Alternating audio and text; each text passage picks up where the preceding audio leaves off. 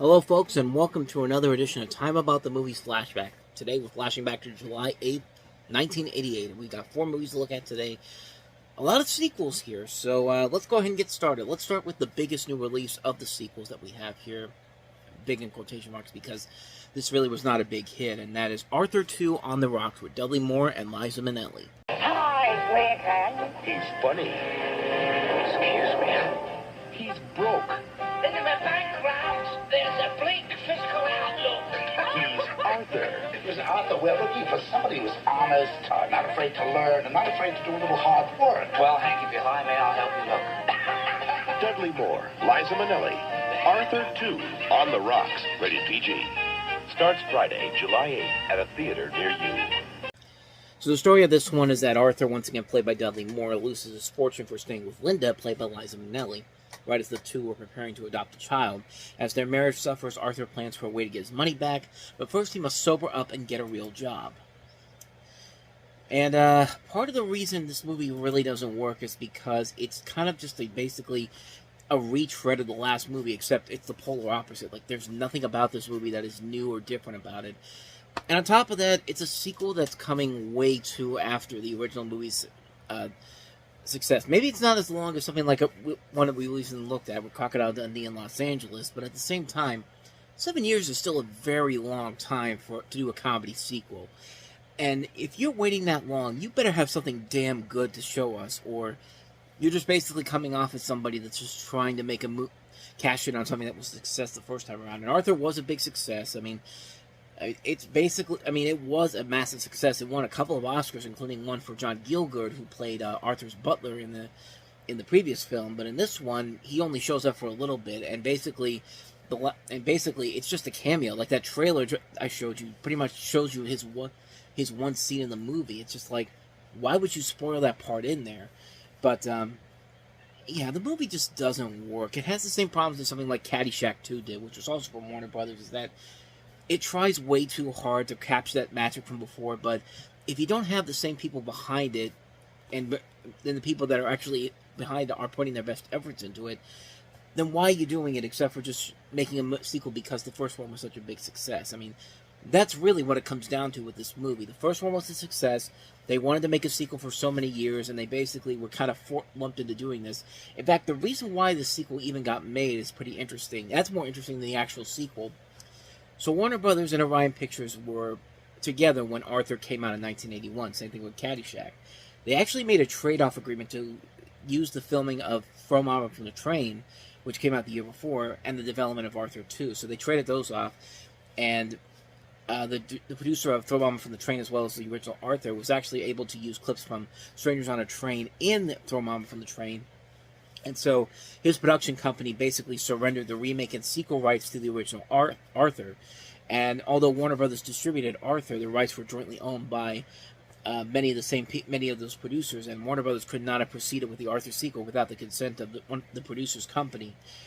So basically, the whole reason this movie even got to this point was because they had to trade off something to get something else for it, and that's basically, again, that would be interesting if you had a good movie to look at, but and like I said, sadly, it's not the case. Arthur II on the Rocks is just a terrible movie, and it just shows that once again, comedy sequels have to be done within a span of a couple of years and actually have effort put into it. This did not have any of that and came way too late after it was all said and done. So with that said, let us move on to the only non-sequel we have this week, and that is the Coreys in License to Drive. You failed. An innocent girl. I thought that we had a date tonight. Harmless drive. What could possibly go wrong? Not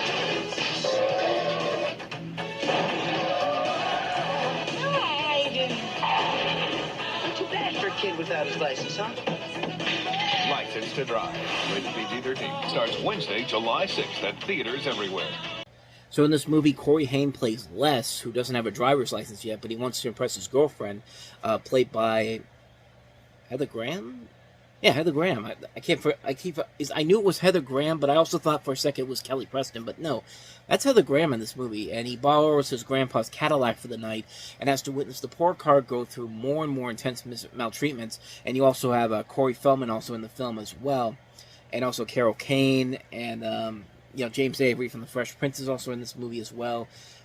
Directed by the guy that gave us Bushwhack, which is very interesting to say the least. But License to Drive, man, it's one of those movies. It reminds me so much of Adventures in Babysitting, which came out the year before. And I think this was Fox's answer to what Disney had done with that, because Adventures in Babysitting is a fun movie, and this definitely feels like a film that was definitely taking a lot of that. And it's a lot of fun too. I was really surprised at how much I enjoyed this particular one. I was really not going into it with a whole lot of expectations to it, because it's a film that didn't really have a whole lot to it. But, man, once they started playing Get Out of My Dreams, Get Into My Car by Billy Ocean, it's just like, yes, take me back to the 1980s, man. This is my thing. And, you also have Belinda Carlisle. The soundtrack is just great. Belinda Carlisle, Jane Wielden, DJ Jazzy Jeff from The Fresh Prince, New Edition. I mean, just a phenomenal soundtrack. A fun concept overall here. I mean, this is just a really good, fun movie that just... It screams out 1980s, and this is something that's just a ton of fun. I really enjoyed this one a lot more than I thought it was going to. It's not as good as Adventures in Babysitting, but it's just as fun. I'd say definitely check this one out if you haven't seen it. If you like Adventures in Babysitting, you should definitely find a lot to enjoy about License to Drive. So, it's back to the sequels we go, and we have our next movie, which is Short Circuit 2. Short Circuit returns. Lucy at home. He's part crime fighter, Thank you for stopping. part matchmaker, all American automation. Yeah, that's the ticket. Gimme 5, Johnny 5, Short Circuit 2.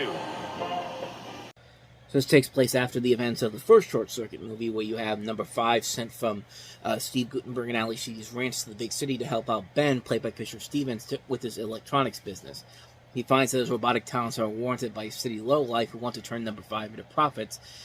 And it's basically a story about number 5 just wanting to be a human, as he always says, I want to be alive.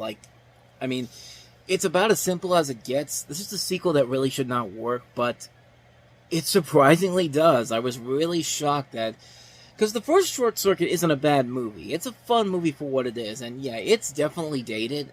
A lot of these, in fact, both of these movies are dated, considering Fisher Stevens plays an Indian guy in this. But at the same time, it's just like, he is funny. There are moments in there where he is making me laugh. But in this movie in particular, like one of the things about this movie is that it's not only surprisingly very funny, but it's also surprisingly very heartfelt. Like, you feel bad when Johnny Five gets the crap beaten out of him, because he does. This takes a dark turn in the second half of this movie that just really, really comes out of nowhere, and it's just like and at the same time, it kind of adds to the enjoyment factor of the movie. Like, you do get behind this character, and you want to see him succeed in this mission. It's just like it's ridiculous, it's stupid, but at the same time, it kind of works, and it's surprisingly more enjoyable than the original film. Not to say the original film was bad, but this is the one I would say is definitely better than the first movie, because it does have more. The humor works better. It knows it knows how silly it is, but it knows that, hey, if you can tug at your heartstrings a little bit, then maybe you can actually work it in its favor, and it actually kind of does. I was actually really surprised at how much I enjoyed this one.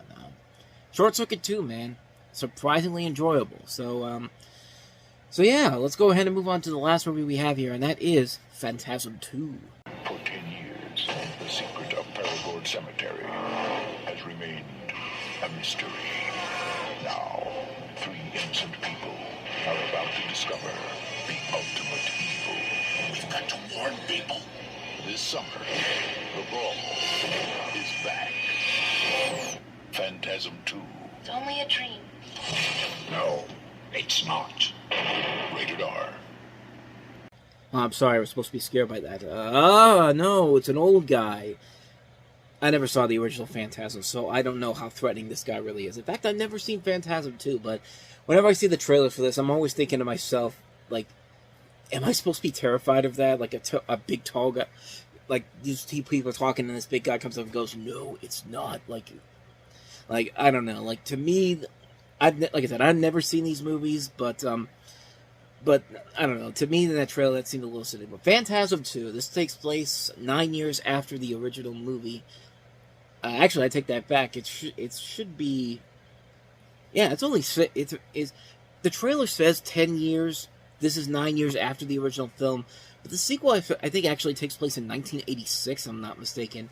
And you have the first film's protagonist, Mike, who was a young kid in the original film, now grown up and played by James LaGrosse, who was recently released from a mental institution, and recruits this guy, Reggie, and some new friends in an effort to defeat the Tall Man, played by Angus Scrimm. Now, like I said, I haven't seen any of these movies, but I've seen little bits and pieces, and the parts that I've seen that are supposed to be scary really are not that scary. Like, I saw the one part where the ball attacks some priest that's in the middle of the hallway, and like it cuts his ear off, and it's supposed to be like scary, and you hear him screaming like ah, like it's also like you're supposed to take that seriously and be terrified. Just like actually, I found that kind of funny, man. Like I don't know if that was the intent or what, but yeah, the stuff that I saw from it really wasn't scary in general. It was just kind of like okay, yeah, I'm laughing about it. I don't know how much of that I'm supposed to take seriously, but I don't know. Fun fact, no, I did see something here that said Brad Pitt was actually considered for the role of Mike, and I don't know. Who knows where his career would have gone if he actually had gotten this part, but like I said, I haven't seen any of the Phantasm movies in full, so I can't really say for certain how I should feel about this, but hey, yeah, I don't know. Like, there were some parts in there that I do remember, so at least there's that, but like I said, I don't know too much more about Phantasm to really delve into these, so that's all I got to say about that one, Phantasm 2. And so on that note, we wrap up another edition of Time About the Movies Flashback. Next week, we'll take a look at the halfway point of 1988 with one new release, a good movie, really good movie, and that is Eddie Murphy and Arsenio Hall and John Landis' Coming to America. So we will take a look at that on the next episode, but until then, thank you so much for watching, and if you want to see more videos like this, please hit the plays on the next page, check out the previous episode, and also don't forget to hit the like and subscribe button if you want to see more videos like this on this channel. So, with that said, I'm off. I will see you guys next week, and until then, as always, take care.